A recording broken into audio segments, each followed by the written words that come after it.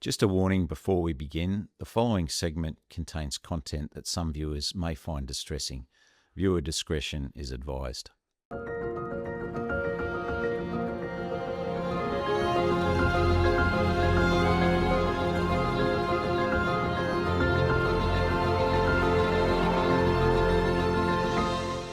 Well, good day and welcome back to Frontlines and Faultlines with Mike Kelly. It's great to have you back with me again to finish our conversation in relation to the current state of the situation with Iran and its threats to the region and the global international order. And, how do we actually deal with this situation? But first, let's finish off the way this evolved to the current circumstances. And we were talking about the Quds Force Corps, which is a part of the Islamic Revolutionary Guard Corps, the IRGC. And they really started spreading their wings internationally, the Quds Force, in a very dramatic and savage and tragic way. When they engaged in the attack in Argentina that killed 85 members of the Argentinian Jewish community in the capital, Rio de Janeiro of Argentina, and it injured over 300. And, there's also the building of their relationship with Venezuela at this time as a key conduit for their drug dealings in South America. So this is the really significant building of that relationship with South America has been also evidenced today as Hezbollah leadership that fled Lebanon went to South America. So in relation to that savage attack in 1994 in the Jewish Center in Buenos Aires, we've seen some recent developments in that Argentinian prosecutors have requested an arrest warrant for Iranian Supreme Leader Ayatollah al-Khamenei over his alleged involvement in that through his control of the Quds Force, which does answer directly to the Supreme Leader. So, and he, of course, ascended to his position in 1989 as Iran's leader at the time of the attack. The mass casualties that were caused were shocking, and it was the single deadliest attack against diaspora Jews since the Holocaust, only overtaken now, of course, by the horrendous October the 7th attack in southern Israel. So an Argentine court has ruled that Iran and Hezbollah were behind the attack, and they're going to incorporate their attacks against the Iranian regime through prosecuting this case. But also, we've seen this relationship with that I've mentioned with Venezuela and building their drug empire has now evolved into incorporating sanctioned banks and their companies in Venezuela. So throughout this time and to date, you'll see all of these maneuvers that regimes affected by sanctions have adopted to evade sanctions regimes and build self-sustaining, but also mutually cooperative and supporting regimes to circumvent those sanctions. But particularly lucrative for the Quds Force to have Venezuela as a base for them to manage that relationship with drug lords. So the interesting thing to finish the point on the RGC and Quds Force is that they've been designated to both of those organizations as terrorist organizations by Bahrain, by Canada, by Paraguay, Saudi Arabia, Sweden, Israel, the United States. Why not Australia? I asked the question why we haven't stepped forward on this. If we were to mount an effort from the entire international community to really send powerful, strong signals of the unacceptability of these organizations and to call out our knowledge of their malign and transnational crime influences and the suffering that they have caused and generated in the Middle East and elsewhere, I think that would start to actually mobilize the efforts needed to strangle these groups financially and in every other way. So, we mentioned the proxy universe that Iran has built, and we've flagged this in the background to the Gaza war. But to remind ourselves what that looks like, it's we've mentioned the Houthis, who are only 25% of the population of Yemen, and seem to have acquired all these sophisticated missile technologies, which are obviously directly provided by Iran. But the West Bank, Gaza, Syria, Iraq, Lebanon, the geographic locations. But Iran is also engaged in a lot of subversion and insurgent activities in Saudi Arabia, in Bahrain. And they have all these other organisations that are listed there that carry out these destabilising and aggressive actions against these regimes. And in some ways, they really look like they're threateningly encircling Saudi Arabia as well as, marshalling the final push to eliminate the state of Israel. So this impact on the region has been terrible, and certainly hasn't contributed to any form of moving the region forward, either politically, socially, or economically. And what we've seen now is the power relationships that are being associated with this, the alliances that they're building out, as I mentioned, to circumvent sanctions, and their continuing push, unrelenting push for the promotion of Islamist extremism. So this is also, because it's a sectarian divide, has led to that playing out in open conflict. So, and proxy conflict amongst that Sunni-Shia divide as well. Played out pretty dramatically, of course, in relation to the ISIS invasion of Iraq, coming up hard against the Shiite community or the edges of that in Iraq, and then, obviously raising concerns and alarm bells in Iran, who really amplify their engagement with Iraqi militias at this time through the Quds Force, etc., and the leadership that Iranian elements like that provided directly to some of those Iraqi elements. So but the undermining effect and activities that they've been engaging in have not contributed to stability amongst many of these countries. And you can see here, I know it's a busy graph, but you can see the breakup of the Shiite and Sunni populations in many of these countries. So there are significant minorities in many of these places that you can build on to undermine them, and to also build pressure points, even if you're not going to achieve regime change as such. It just adds to the diversion and the diversion of resources and the pressure that you can bring to bear on countries like Saudi Arabia. Of course, we've mentioned that sensitivity around the Straits of Hormuz and the Persian Gulf, significant oil deposits there.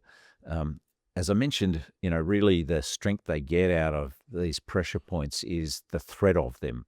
When you've seen Hezbollah launching on its activities against Israel, and then the retaliation that follows, then the massive degrading of the Hezbollah capacity that's occurred as a result of that has really, defused that pressure point from Israel's point of view, and then the threat of annihilation of Israel that you then carry to the rest of the Western world associated with that, it diminishes as well. They still maintain this very significant capacity to bring the Persian Gulf and the Straits of Hormuz to a grinding halt. So it's interesting to see what they do there, which might come into play in the context of any kind of kinetic strike against Iran's nuclear capacity in their build towards nuclear weapons. So I mentioned these relationships they've been building, and we've talked before in information warfare conversations about the rectangle of rat bags, and that's starting to be amplified from the period from 2016 onwards, when you see them aligning in their information warfare capabilities. But as the Russian invasion of Ukraine progressed, and you saw the amplified sanctions regimes against Iran, and then some deep concerns about Xi Jinping's China, and of course the North Korean acquisition of long-range weapons and nuclear capabilities, all of this has led to this closer and closer relationship between and amongst those four countries to build their ability to mutually support each other and offset any disadvantages they might have in this respect. So in relation to what Iran's benefits are in that construct, China is a really significant one. So in 2020, they entered into a 25-year strategic accord, and that is worth $400 billion.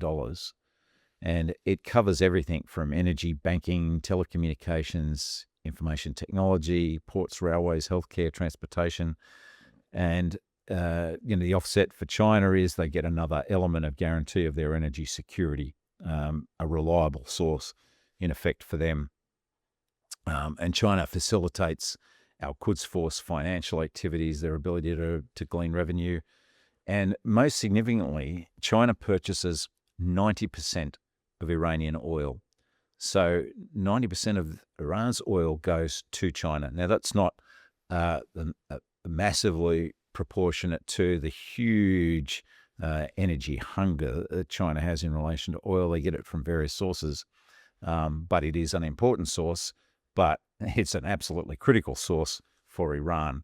They would find it very hard to deal with their situation in the sanctions world if they weren't able to sell such a high volume of oil to China. It's really interesting that China attempts to disguise that actually by having their tankers turn off their transponders when they're in Iranian ports, and they tend to try and pretend that these tankers are coming from other locations. So really interestingly too, this is where China gets its benefit. They're renting these pressure points that they achieve with the relationship with Iran, and that's the Accord is an important part of that. It seeks to deepen the military cooperation between the countries, a lot of joint training and exercises, joint research, weapons development, intelligence sharing. And China has around 5,000 security personnel in Iran as part of that relationship. Additionally, too, the Russia-Iran relationship has been very significant in the wake of the war in Ukraine in particular. So they had mutual interests already in relation to Syria, very mutually supportive. So at a time when Assad was looking like he was going to fall over in 2015, that was the Russian intervention at a time. We'd been talking about, discussing what's the day after going to look like once Assad falls.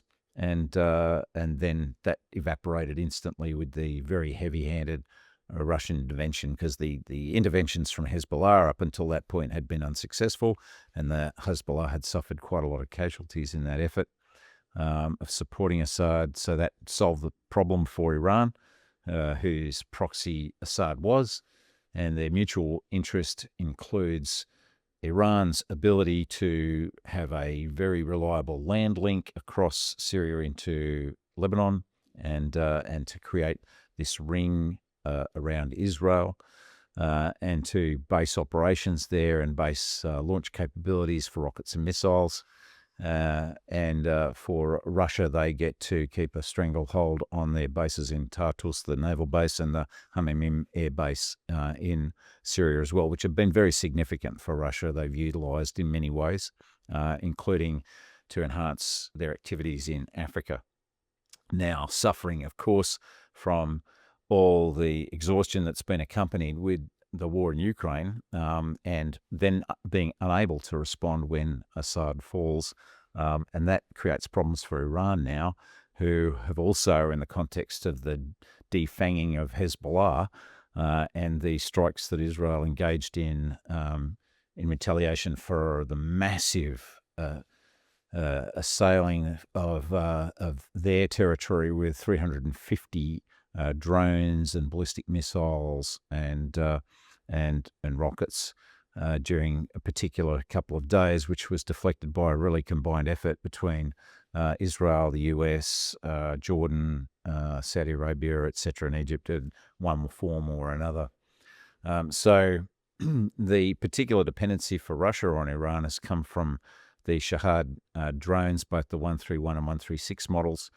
In the early days of the war in particular, hundreds of these were descending. They're killer drones that descended on Ukraine quite indiscriminately and caused great loss of life and destruction in the urban areas in particular of Ukraine.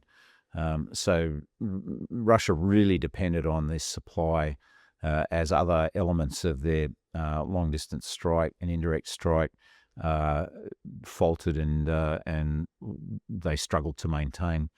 And that, of course, then led to an agreement between Russia and Iran to build a drone factory in the Yelabuga. And so that opening happened in July 2023. And by April 2024, it had produced 4,500 Shahad drones. So now, Russia obviously is able to lean very heavily on this resource to maintain the flow, the supply chain of this particular type of ordnance, which they continue to exploit and use to this day. And so Russian workers who are operating in that facility were trained in Iran, and Russia is now also recruiting in Africa to help sustain their workforce at these facilities. Russian soldiers are also trained by the IRGC and Hezbollah in Syria on the use of these drones. So it's quite a comprehensive package that Iran is providing to Russia in sustaining their, a really brutal and aggressive war in Ukraine, which, we've talked about before is a war crime. So the IRGC has also had a formal presence in occupied Crimea, and were operating these drones in the early days as this process of transition to Russian capability has been ongoing. But certainly that played a great role in the volume of drone strikes happening in the war in Ukraine in those early months and year. Iran has also supplied a lot of short-range ballistic missiles to Russia, and in return, Russia's been very helpful in helping to enhance Iran's military capabilities, along with the Chinese assistance there. Iran has taken whatever profits they've been able to make a bit from their illicit sanctions-busting activities to invest in defense technology, and particularly their nuclear program. And associated too with all this has been the ability of Iran to position themselves to maintain influence in the world by having that broader relationship with Russia and China. And so, it's really reassuring for them that they have got these two major powers at their back and can maintain and sustain their activities. This self-sufficiency is obviously a very important goal for them that they get assistance with. So, how do you summarize Iran's strategic approach? So we've talked about their proxy conflicts, which is the underpinning of their strategic move to extend its influence in the Middle East without having to engage directly. Of course, that was undermined when they did engage directly in their strikes against Israel, and that exposed them then to retaliatory strikes that seriously undermined their capabilities and have left them denuded in relation to their ability to protect assets in Iran from IDF strikes. But it did actually give them, at the time that they were maintaining it, this plausible deniability sort of umbrella or smoke screen, completely blown out of the water now by the war in Gaza, though. And it's amusing to me to find, such a focus on Israel and attempting to put pressure on Israel to end the war when, if you really wanted to end the war in Gaza, you would probably direct your effort against Iran in particular to shut down their proxy, and also on Hamas as well at this point in time as being associated with this more global threat. So, we're seeing now that support for these various proxy groups strengthens its regional presence, but that network of allied factions is breaking down in the face of this current war and Israel's retaliation. So, their hope had been that these debilitated states like Syria, the internal existence they had in Iraq, creates a space within which they can create lots of options, lots of flexibility for how they do things, and that they will have these states at their disposal for other political and strategic maneuvers.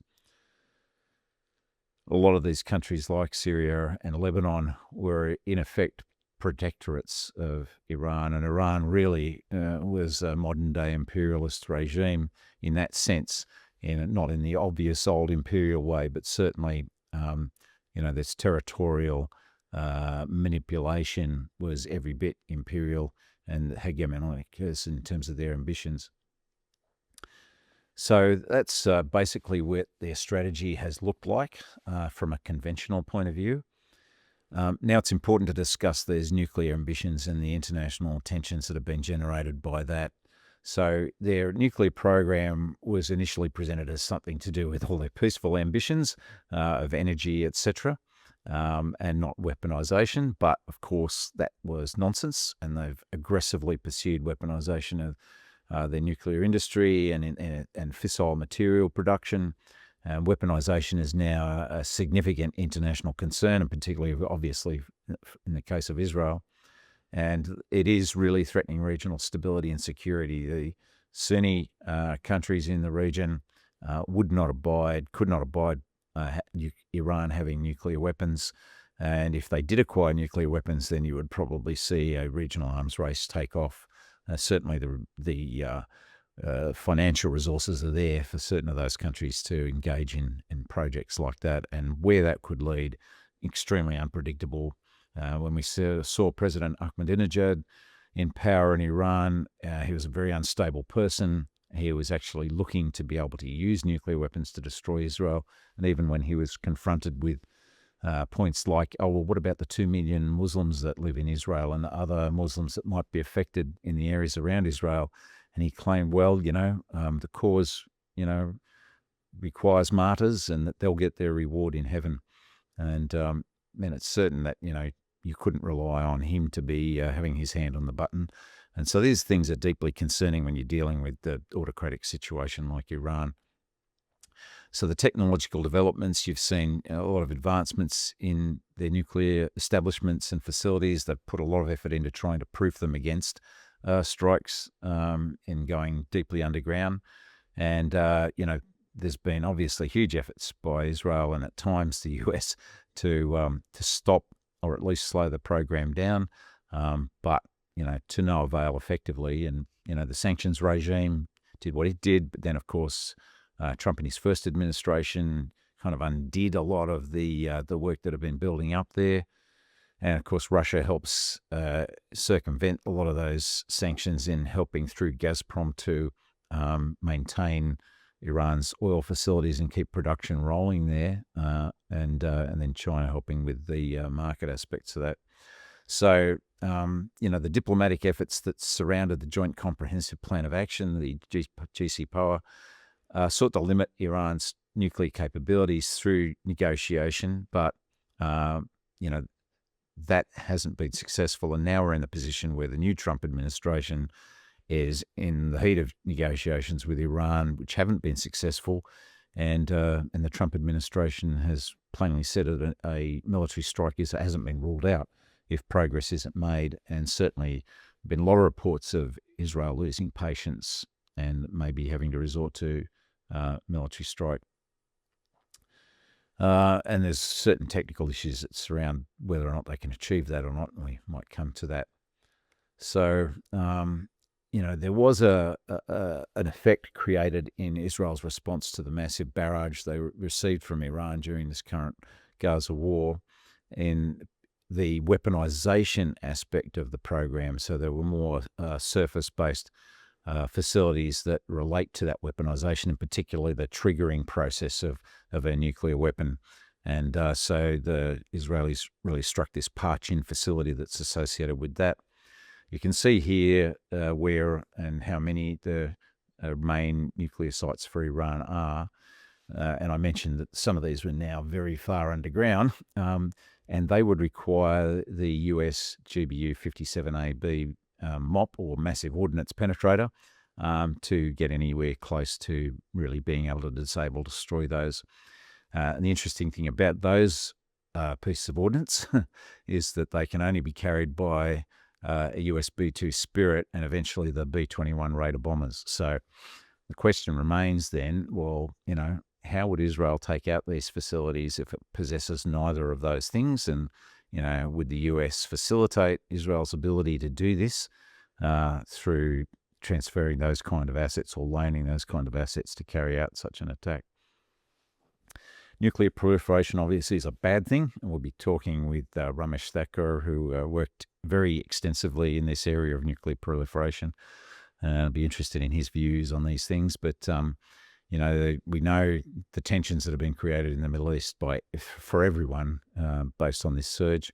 Everyone holding their breath and hoping deeply that we can find a way to stop this from happening.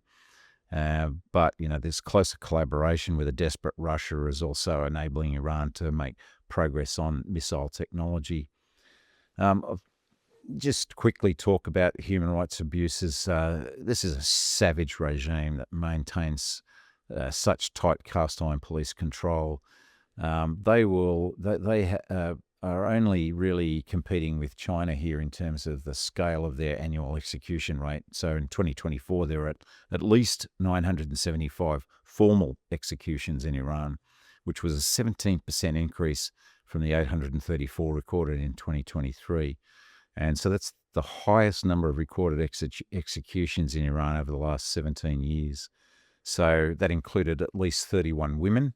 That's as opposed to the ones that have been beaten to death for showing a bit of hair, etc. And that is also the most in over 17 years, and it's associated with their crackdown on the women or the woman life freedom movement to try and loosen the cast iron bonds on Iranian women, which is horrendous and really should be the focus of much more international protest.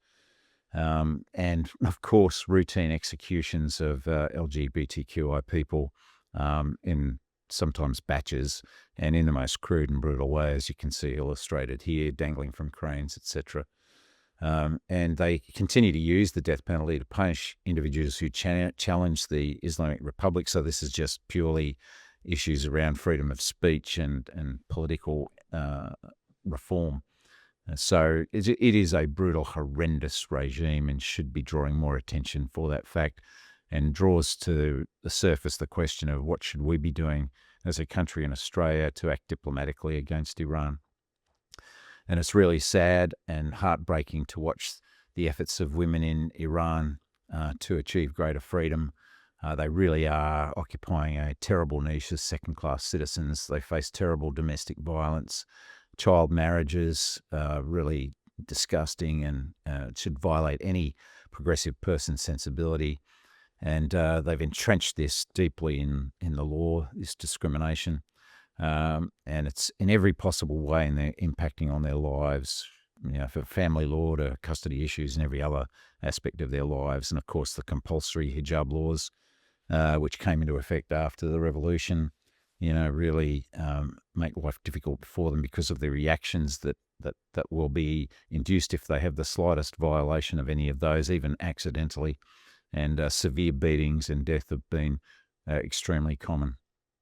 And one of those, of course, was the horrendous incident involving this Mahsa Amini. Amini's death really was a bit of a polarizing situation for the resistance movement in Iran, but internationally too. Finally, that drew to the surface what we're actually dealing with here, appalling situation.